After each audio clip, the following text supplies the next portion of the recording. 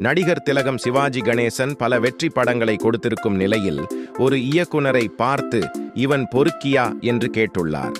இயக்குனர் KS ரவிக்குமார் பல படங்களில் தனது நடிப்பின் மூலம் முத்திரை பதித்து வருகிறார்.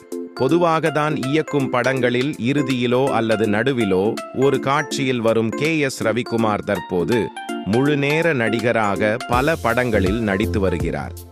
காமெடி வில்லன் என பலதரப்பட்ட கேரக்டர்களில் சிறப்பாக நடித்து வரும் KS ரவிக்குமார் சிவாஜி கணேசனிடம் திட்டு வாங்கியுள்ளார். இயக்குனராக ரஜினி நடிப்பில் ஒரு சில படங்களை இயக்கியுள்ள KS ரவிக்குமாருக்கு முத்து மற்றும் படையப்பா முக்கியமான படங்களாக அமைந்தது.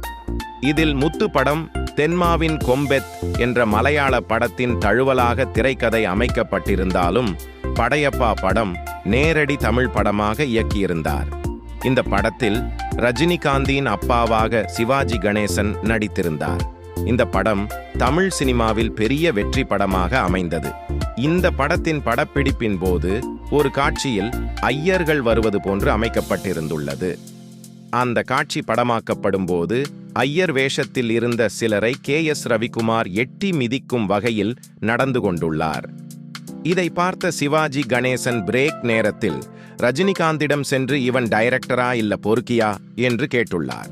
இந்த தகவலை நடிகர் சரத்குமாருடன் சமீபத்தில் ஒரு பேட்டியில் பங்கேற்ற இயக்குனர் KS ரவிக்குமார் கூறியுள்ளார்.